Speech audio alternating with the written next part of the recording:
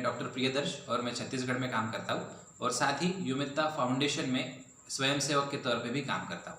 तो आज हम देखेंगे कि कोरोना बीमारी के बारे में जो गलतियाँ हम करते हैं वो कौन कौन सी गलतियाँ हैं। तो पहली गलती है लक्षणों को ना समझने की गलती। यदि आपको सर्दी है, जुकाम है, बुखार है, सर दर्द है और खांसी है, बदन दर्द है या फिर साथ में आपको मुंह में स्वाद नहीं आ रहा है और नाक में गंध नहीं आ रही है, यदि आपको सांस लेने में तकलीफ हो रही है, उल्टी दस्त है, बहुत ज़्यादा कमजोरी है, तो इसमें से हर एक लक्षण, कोई भी एक लक्षण होने से भी आपको कोरोना बीमारी रह सकती है। दूसरी गलती है तुरंत जांच के लिए ना जाने की गलती। तो यदि हमको एक दिन का बुखार, एक दिन की सर्दी रहती है तो हम कोई दवाई ले लेते, काढ़ा ले लेते और हम कहते हैं कि हमको जांच नहीं करवानी है, लेकिन जांच करने से डरना नहीं है। इसमें से एक भी कोई लक्षण हो तो आपको कोरोना रह सकता है। आप जितना जल्दी जांच कराओगे उतना जल्दी पता चलेगा और आपका इलाज शुरू हो सकता है। तो जांच करने से घबराना नहीं है। तीसरी जो गलती हम करते हैं कि जो जांच के नतीजे हैं उसको ठीक से नहीं समझना।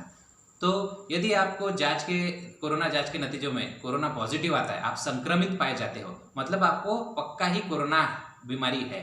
लेकिन यदि आपकी जांच की रिपोर्ट नेगेटिव आती है तो इसका मतलब यह नहीं है कि आपको कोरोना नहीं है, क्योंकि ये जो टेस्ट है, कोरोना की जो जांच है, उसकी स्पेसिफिसिटी जो है वो 60 से 70% है। मतलब अगर 100 लोगों को कोरोना है और उन 100 लोगों की भी जांच हो गई तो उसमें से 70 या 60 लोग ही पॉजिटिव आएंगे, बाकी 30 या 40 लोग गलती से नेगेटिव आ जाएंगे। और फिर बाद में इन लोगों की जब 3 या 4 दिन बाद फिर से जांच होगी तो शायद इनमें से बाकी लोग भी पॉजिटिव आ जाएंगे। तो यदि आपको कोरोना के सारे लक्षण हैं लेकिन आपकी रिपोर्ट निगेटिव है तो इसका मतलब ये नहीं कि आपको कोरोना नहीं है। आपको कोरोना हो सकता है और इसलिए आपको ज़्यादा सतर्कता बरतनी है।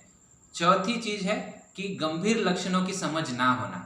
तो ये पल्स ऑक्सीमीटर है और इसको इस तरह से ऑन करते हैं तो ये अपना शरीर का ऑक्सीजन लेवल गिनता है।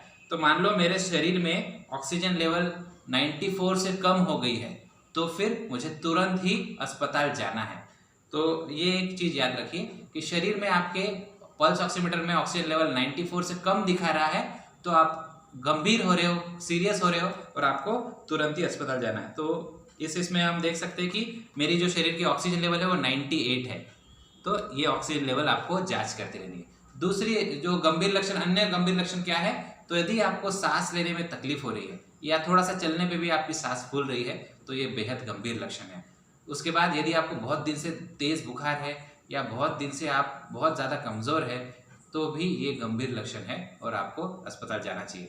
आपको यदि डायबिटीज़ मतलब शक्कर की बीमारी है, ब्लड प्रेशर की बीमारी है या आपको दिल की बीमारी है और आपको कोरोना के लक्षण है या फिर आप कोरोना पॉजिटिव हो, उस स्थिति में भी आपको अस्पताल जाना चाहिए। तो सामान्यतः हम लोग अस्पताल में क्या देख रहे हैं, हम लोग ये देख रहे हैं कि लक्षण शुरू होने के 8वें या 9वें दिन में लोग अस्पताल आ रहे हैं और उनका ऑक्सीजन की जो मात्रा है उनके शरीर में वो 80 है, 70 है, 60 है। ऐसे लोग जब अस्पताल में देरी से आते हैं तो हम उनको बचा नहीं पाते हैं।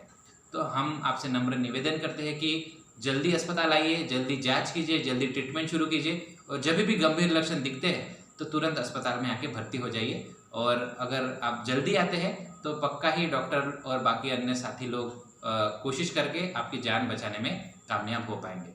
तो ये सारी चीज़ें आपकी जानकारी के लिए थी और आप स्वस्थ रहिए। शुक्रिया।